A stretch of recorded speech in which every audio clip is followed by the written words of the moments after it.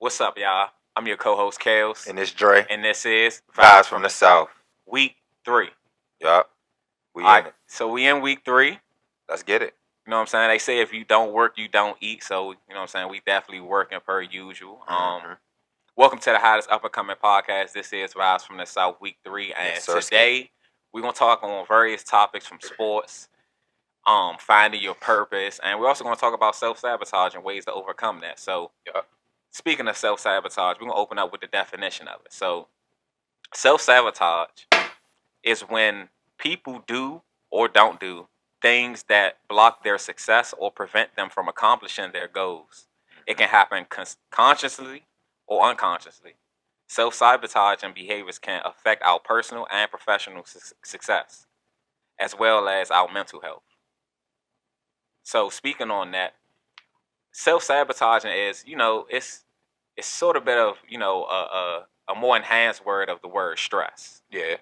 You know what I'm saying? And That's true. a lot of people they experience this type of stress in the early stages of their life. Mm-hmm. So I want to open up the question with, what are some common signs that someone is sabotaging themselves? Some common signs, I'll say self-doubt for sure. Like they can't do, like, to be more, detailed into what I mean by self-doubt, like saying to themselves or feeling like they can't do something. Second guessing. Second guessing is definitely a big sign, a big sign. Like, never second guess yourself. Second guessing is one of the big things to, like, self-sabotage. Because if you second guess, the moment you second guess is the moment, like, everything can go downhill. Like, no matter what it is. Like, every time I second guess that parlay, my parlay go down. When you look at that over and that under, you don't know. You don't know. You know what I'm saying? So like, them odds say a little different. Hey, so I don't even bet. But it's just, on a more serious note, it's just a simple fact of, like, just making sure that you never second guess. Like, that second guess, they always say it's, that inner person is not always your inner self, but it's God. So that's God telling you, like, go do that. You know what I'm saying? Like, you got to, that should give you the confidence. If that's coming from that inner self, man, that's the confirmation. Like, that's, go do it. And even if you don't, go do it. Like, it's so much stuff that I did, but we're gonna talk about it when it's time, that, like, people thought you losing your fucking mind. But at the same time, like, I felt as though if I didn't make that move, it was gonna be part of that self-sabotage. And because at the end of the day, it taught me. And even though I didn't receive what I wanted out of that, it gave me more businesses out of the situation. So, but we're gonna talk more about that. Yeah, definitely. So, what about you though? I would say one of the common signs, and it's gonna be a little different, but paying attention to the way someone dresses. Okay.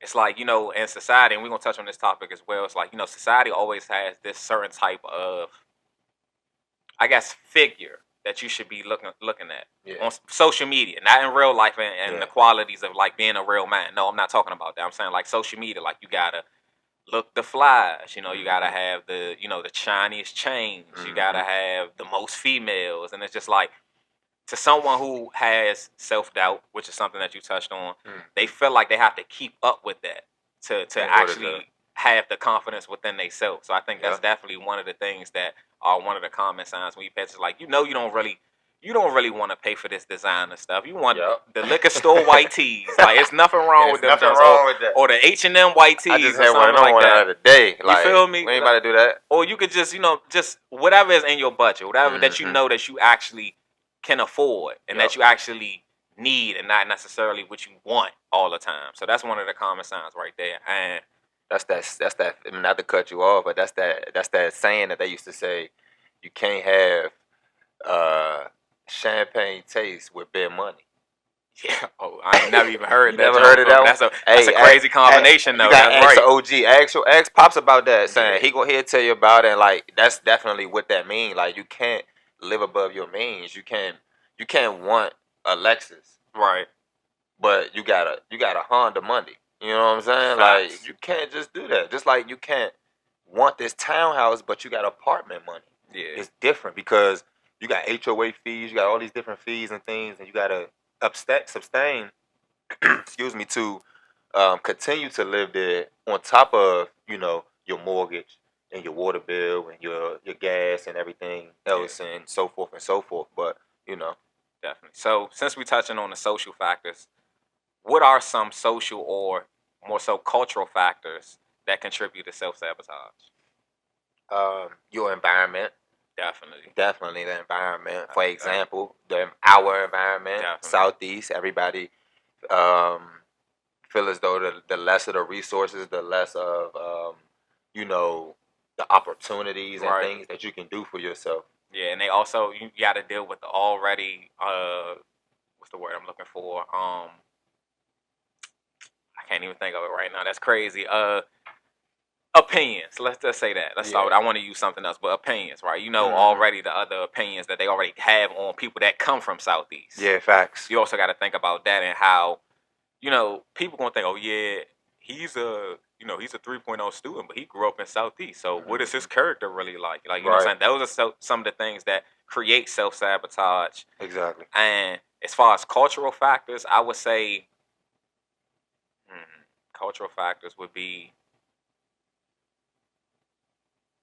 it's more so like on the discrimination side, like already thinking like because I'm black, I automatically like X, Y, and Z. Like not everybody likes fried chicken. Not everybody, you know what I'm saying, likes, the things they got watermelon or potato salad. It's potato like salads. Like we don't always have soul food Sundays. Like my family likes salads. Like it ain't already about soul food. Like so that's some of the things that are like cultural factors that contribute to self-sabotage. So I can agree on that. I can definitely agree on that one. Because I was definitely trying to think of one myself, but I'm like, you said one that you hit it right on the point. Yeah, so. Definitely. That's just people always thinking like it's always something for black people. Like because I'm black, I like X, Y, and Z. Like that the world is much bigger than that. Like that's what I wish people would understand. Like it's much bigger than like a race. Like if we all just understand like the way life is and the ups and downs that come from life, like it wouldn't be things like self-sabotage going on or low confidence going on. But it's just so many factors that not just us as young men, but maybe like our fathers, our grandfathers, they may not have been experienced to make them understand, maybe you should have moved like this instead of like that. So now they got to pass it down to us. And like, it's like when we going to get that grasp as a unit that, you know what I'm saying, we got to make this change. Like no matter what the race is, we just got to be the change that we want to see.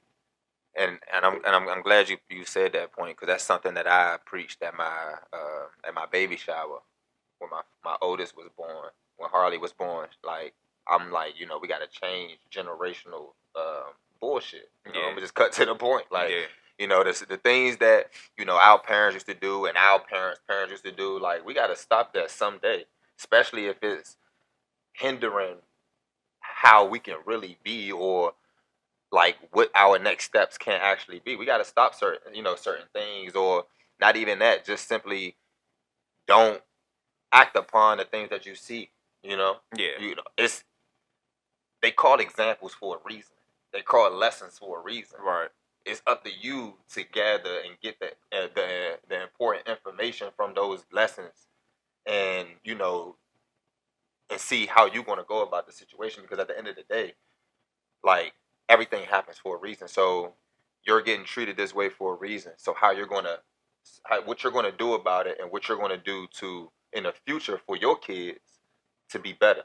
Right. Because I'm not saying that my parents was bad. I'm not saying that at all. No, I was raised very well, and I applaud my parents.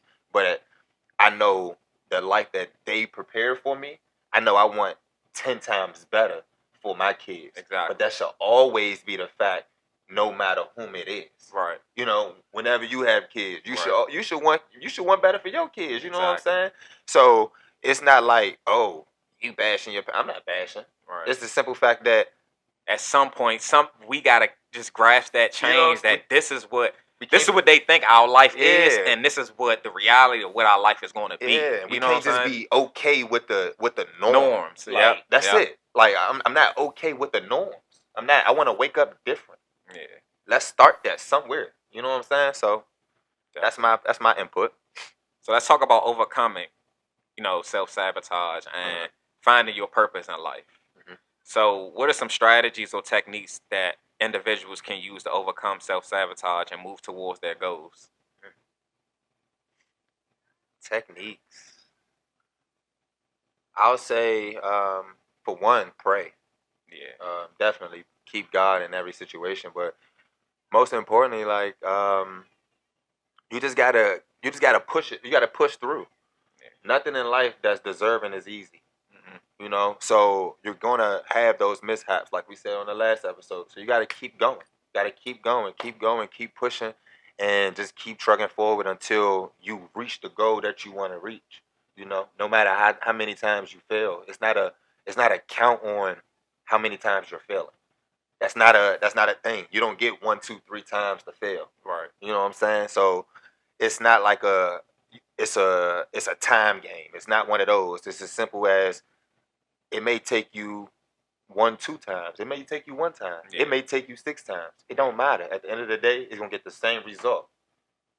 The successful goal that you want. Right. So that's the only thing that matters. But that's my opinion, and that's what I say, like a strategy or a technique that I can really think of right now.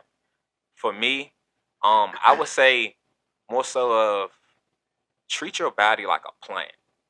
And when I say like a plant, you know, every day with a plant, you're gonna have to water the plant. Yeah. You're gonna have to make sure the plant gets some sunlight. Yep. You're gonna check on the plant and make sure the plant ain't dying. So it's like more so treat the body more like a plant. So do more exercise.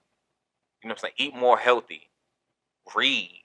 Pray. Like you said, pray was actually the number one thing you want to do first. Pray, but reading is a big do one. the things that typically they made you do in school, but make it like more so like a hobby. Like we had to read endless books in school, but it's like once we got done school, only thing we reading is the shade room, facts, the news that they doing something for the student loans. That's just me personally, but a lot of things. So like treat the body like a plant and just always keep yourself active. Not active with like you partying, drinking, etc. Keep yourself active. Positive nurture. Positive things, because once you treat the body like a plant and you have the body in a positive mood, now your mental is just even more stronger. You're not thinking about self-doubt. You're not thinking about past experiences. Well, at least you're thinking about them, but you're not dwelling on them. You're thinking about, okay, I did used to go through this, but I got this plan to go through X, Y, and Z. Like you feeling good, like feel good, like they say in football or in all sports, look good, feel good, play good. I don't know if I said it in order, but y'all know what I'm talking about. Yeah. So it's like just treat the body like a plant. Just keep yourself in a positive mindset. Keep positive thoughts, and then when you do get those negative thoughts, you've been so active, you know how to get over the obstacle. Like you said, it might be a lot of times that you might fail. Yeah. But you know how to overcome failure, and that's how you make yourself stronger and you get closer to your success and your goals. That's a fact. I like that reading. That read is a big one. Because I'm not big on it, but I've been growing to get on it. Definitely. I'll probably say the hardest book that I've probably read is the Bible. Yeah. The reason why I say because I ain't want to hear the truth. Oh man, I thought you were about. Hey, look, right. Not to cut you off. I seen a post. I seen a post on the gram that said, when you in church and the pastor call out what the scripture gonna be for the day, they gonna say something. You be looking through the scripture so much, by the time you find the scripture, the pastor already done, bro. And I'm like, that's me 100%. That used to be me. I be looking through until it became on the phone. You could just type it in. But when it was like the book, man, I'm looking I'm going through a phone book, the source, dictionary, and I'm like, but now I can do both. Like at first it was just a phone, but now I can do both. Like, but it was definitely that. It wasn't even because I couldn't read it. It's the simple fact I just really didn't want to see the truth of what I was really doing at that time. You know what I'm saying? So like, I'm like, nah. But I ain't realized I was not running only away from the Bible, but from God too. But one of my favorite books I like to read is called The Prince. And it just touches on like knowing like your enemies and like understanding them and reading them and like how to conquer yourself and different type of things like that. So it's like a strategic type of book. So it's like it just teach you like, it was just this one guy, he owned this type of land. Okay. But he was just so strategic and building friendships with your enemy, but also with that friendship gaining power from them, now I can just kick them out their kingdom. Now I owe them. It's like a Monopoly type of book. Yeah, type I like of thing. that. It's like yeah. it's a real good book. Y'all should check it out. But definitely The Prince. Mm. That would be one of my books. And they told me a lot of things, man. And for my next question, I want to touch on. It says, how can building self-awareness help in identifying and addressing self-sabotage? How can building self-awareness help in identifying and addressing self-sabotage? Building self-awareness will give you the confidence and the strength to go and do whatever you want to do. Right. And I say that to say, because when I had the confidence to go and actually feel like I can be a business owner, I went to go do it. I even applied to go get a Chick-fil-A. No cap, bro. No cap. Like me and Pops, like me and my father, bro. Like we went in that joint. Not went in there, but it was a time where Chick-fil-A was taking like applications and was trying to franchise a few, I guess. And I ain't gonna lie, I got all the way to the final round of the application of the interview and everything. Can't make this up. Like still got all of everything, and I wasn't able to grab one because of the simple fact I didn't have enough assets and everything behind me. So that's something that I was like starting to build, and that comes from the last episode with generational wealth. Right. You know, certain businesses and certain things out here, they want to see what you got behind you, what assets you have, what you're invested into. So because at the end of the day, they want to see if you can take a loss, how you can bounce back. You know what I'm saying? How you can turn this loss into a major win for not only you but the company. Right. So, just really trying to learn stocks, learn like different stuff, CD accounts, like different things, and dip my hands into different things. And now I'm more educated. I keep telling myself I'm gonna do it again. I'm gonna do it again. I just don't know when. You know, but it's coming soon for sure. But yeah, just building that confidence, that strength to like, even though you feel like it's impossible, you can still try because you never know where you can go. Because I felt as though I wasn't gonna get in the fourth round, the final round, but I did. You know what I'm saying? Of course, by the grace of God, but at the same time, like with the confidence and the strength that I had and built up at the time, to go and do that. So you just gotta have that simple strength, that confidence to simply just go and do it, no matter what they say, no matter how you feel, no matter how impossible you think it is. Just go and do it, right? Because you never know. Facts. You never know when your blessing coming, but you just gotta keep working. Mm-hmm. Before we go into sports, I want to also just tell the people this: like, we have our entrepreneurs that we tap in with, that we gonna rock every episode, or at least try to every episode. But if y'all watching this, y'all got any type of like clothing lines or any type of brands that y'all want us to highlight, man, just shoot out a DM and let us know at Vibes from the South on Instagram, and we'll definitely tap into whatever you have and just highlight it and just what I'm saying, help. You know what I'm saying? Grow your network. You know what I'm saying? It's all about who you know and how you want to grow. And not only just brands. If you got advice, questions, topics, anything, like, man, shoot us a DM, man. We friendly all over here, man. Man. To the cameraman, to the people in front of the camera. We business too. Yeah, we're gonna connect. We want to connect. We ain't scared to connect. So as long as it's good business, let's do business. So at the end of the day, just reach out. Right. All right, cool. So now let's tap into the sports, man. So we're going to start with the WNBA, man. The rookies been debuting. It's been a slum for some, and it's been pretty okay for others. You know what I'm saying? It's been pretty decent, man. So one of the hottest ones we want to talk about first is Miss Caitlin Clark. Yeah. Now, we all know Caitlin Clark. She was a sensation in college. You know, they compared her to Curry. To Stephen Curry. Yeah, no, they did. They had her in a 3-point shootout with her. Definitely. So it's like her transition to the NBA has been off to a shaky start. Number 1 draft pick. Everything. And I'm not really mad at her because it's like you're making that transition to the professionals, and it's like nothing's gonna be easy. It's like when you graduate from college and you go to your first real career job. Like the first day might be cool, but another day might not. You know what I'm saying? Her first game wasn't the best. Her second game wasn't the best. Her third game was pretty okay, but it's all about her progression. I do think it won't take her that long until she gets it, though. No, not at all. Especially with the people surrounding her. I don't know if you saw the video, but one of her teammates had her, you know what I'm saying, under the wing, giving her good advice, letting her know, you know, everything will be okay, keep playing your game, etc.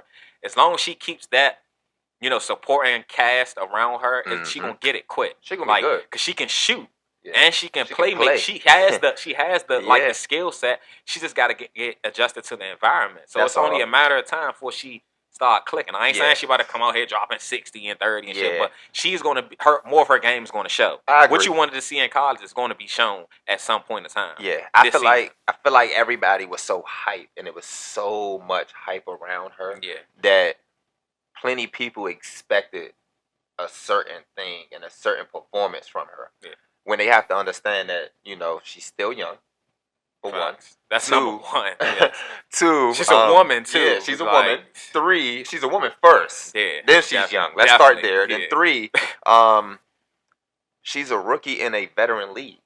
Playing against veteran players, playing against experienced players. You know, granted they have rookies too, but not so many people. Like, let's be real. The WNBA is not that big, so the draft is not that big. You know what I'm saying? So we're not going to have several rounds. We're not going to have a lot of great players going to different teams and spreading out. You may have maybe it was probably 8 or 9 great players out of the whole draft. Right. So it's like, you know, out of those 8 or 9, you still have maybe 20 something, maybe almost 30 teams. Yeah. And you still have to, like, at the end of the day, you still got 2 good players going to one team.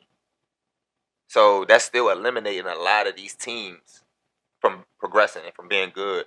And at the end of the day, whether you Caitlin Clark, Angel Reese, and Camilla, any of these other stars, even the upcoming stars, when Juju come up, you know, when she come in, and hopefully Flaw J come in, right?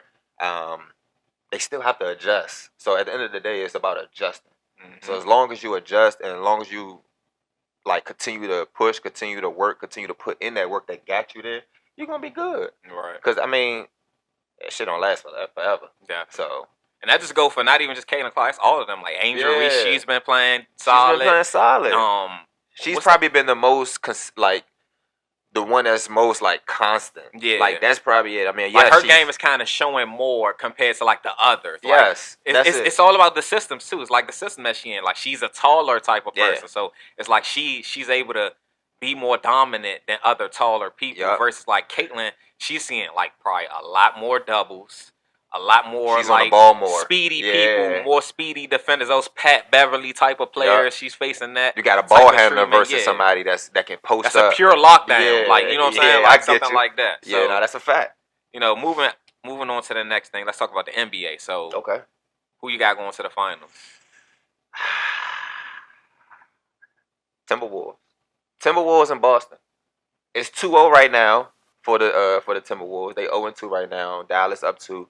Boston looking good right now, but I expected that. Yeah, because they playing the Pacers. Yeah, but no disrespect to the Pacers, but they playing the Pacers. But I'm gonna be real. If anybody can beat Boston, it can be the Pacers. Why I say that? Because it's an even matchup. Yeah, you got Buddy Hield, Halliburton, you got Pascal, you have Miles Turner. You got so many Aaron Naismith. You know what I'm saying? Neiman or whatever. I don't think Buddy Hield with them no more. Nah, who? You said Buddy Hield? Oh, you said Buddy Hield. I said Buddy Hield. Oh no, I said Buddy Hield. Oh yeah. If I said Buddy Hield, I meant to say Buddy Hield, but Nah, you didn't. You said what you said. I just thought you was talking about Buddy Hield. Oh yeah, but definitely you know, they got those players to match with the Sam Halsters, the Jason Tatums, the Jaylen Brown. You know what I'm saying? All these different great players. So it's just how you can execute. Mm-hmm. That's all. How can you stop Jason Tatum from scoring 20 plus points every night? How can you stop Jaylen Brown from scoring 20 points every night? So if you can stop those players, which what Dallas is doing right now with the Timberwolves, that's why, you know, my boy and I'm getting hella smoke from the chat.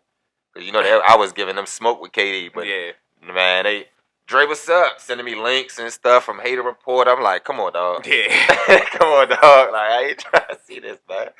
But, he's going to bounce back. I got him putting up 30 plus on the next game. My man, he hungry. He hungry. So that's why I say Timberwolves and Boston. And even though Boston is my team, my day one team, I even got the Timberwolves beating them. Yeah. Because that young boy is hungry. Facts. So it's a different hunger when you just gotta see it. Definitely. What about you though?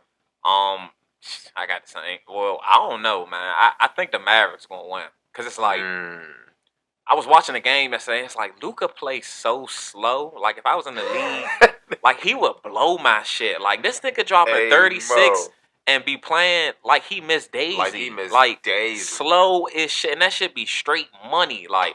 Step back slow, throw that bitch in there. He might step back, throw an alley oop. All that shit is slow. He don't got no mink, mink, mink, mink, mink. Like the shit Kyrie give a nigga. Yeah, that shit quick. He don't got that. But it's like you can't talk bad about him because the man give you a triple double easy.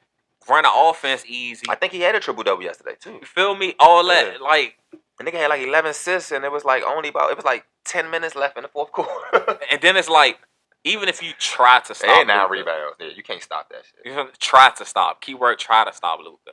Yes, Kyrie Irving on the other side. So what you want? You want the fast-paced guard cooking you, or you want the slow-paced guard cooking you? Regardless, we got both for you. And they got help around them, too. I was going to say, not to mention P.J. Washington. P.J. Washington been cooking. Like, what's Buddy? Daniel Gafford. And Lively. Oh, my God.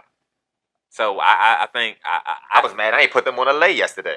Boston gonna make it, but I think the Mavs got them, and I think the Mavs gonna beat Boston too. Cause I like JB and JT tandem, but I don't think they gonna really stop Kyrie and Luka. Oh no, I don't think so. And then it's like Al Horford put in the worst position because he got to guard Gafford and Party Lively, and if they do the switches, he worried about PJ. He ain't gonna be able to hit them closeouts. All right, boom. So and hold for like 30 something. So yeah. So last thing we want to talk about is boxing. So your boy that you was giving praises to, your boy you was giving praises to, they say he test positive, man. Oh, he test positive? I seen a post that said he tested positive, and then I seen Bill Haney and Devin Haney talking about it. They said it's some type of, I think it was some type of like.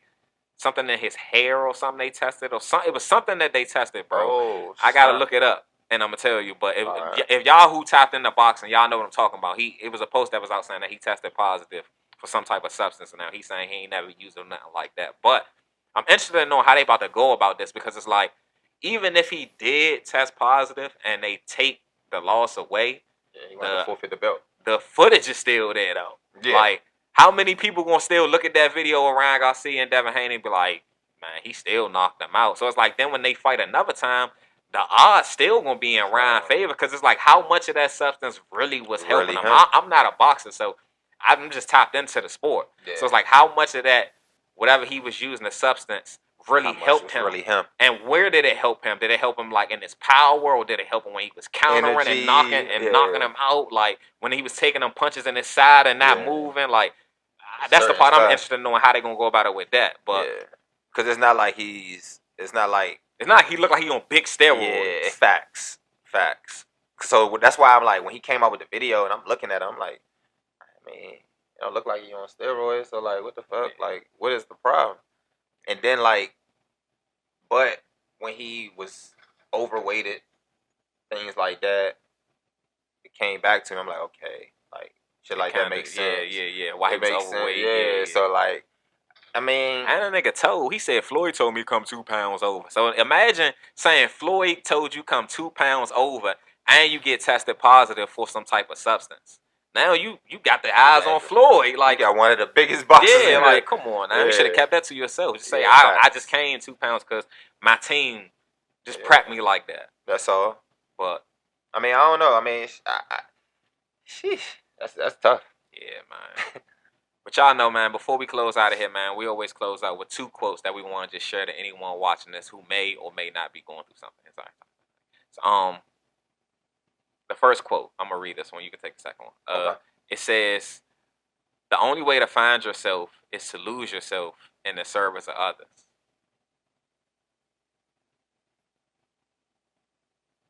I could touch on it first. Yeah, all right, go ahead.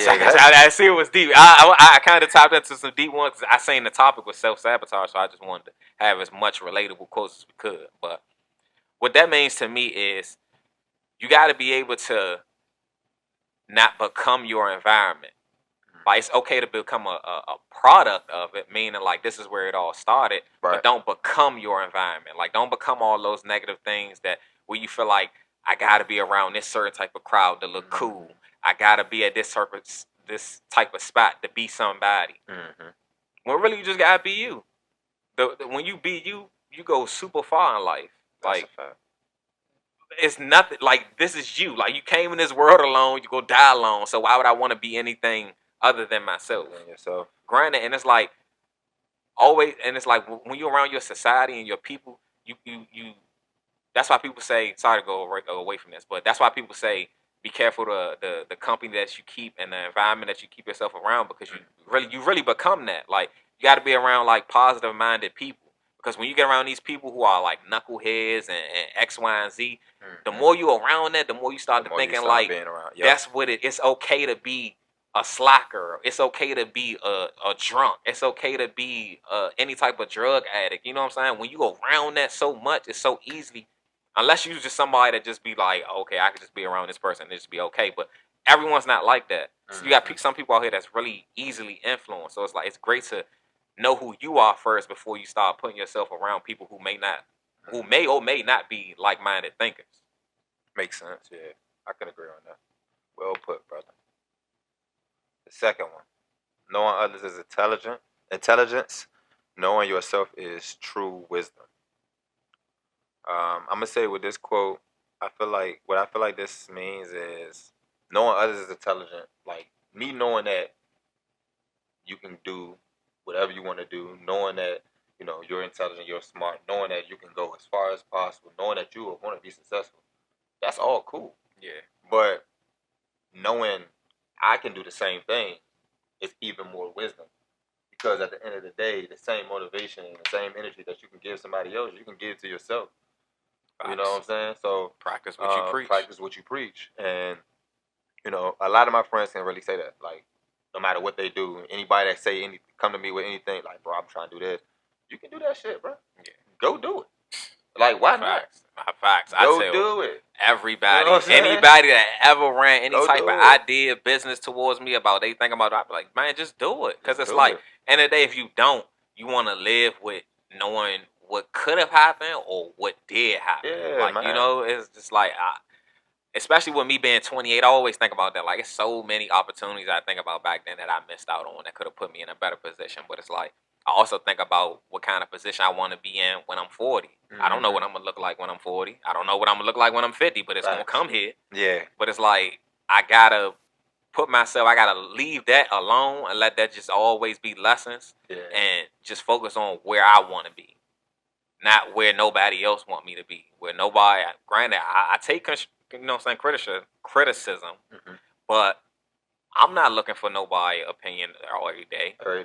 I'm not looking for nobody to always hold my hand in situations. Yeah. Like, I gotta, at the end of the day, I'm moving like a man, rather if it come with a loss or with a win. At the end of the day, I'm not coming to be a quitter. You gotta figure it out. I gotta figure it out, right? Yeah, I definitely agree. Heavy on that, because I done got so many backlash. You sure you want to do this? I'm telling you. It's gonna be a lot of work. It's gonna be a lot of work for you. Facts. Not for me. So, like, it's different things, different strokes for different folks. So at the end of the day, if you got the strength, go do it. Definitely, man. But nah, man, this is week 3. Week 3. Vibes from the South. Self-sabotage, finding your purpose, man. This is just another episode. Make sure y'all like, comment, subscribe. Vibes from the South. Y'all follow us on Instagram, YouTube. We just doing it all, man. We're going to keep the party going, man, because this is your hottest up-and-coming podcast where I'm your co-host, Kels. And it's Dre. And this is Vibes from the South. Catch y'all at the next one.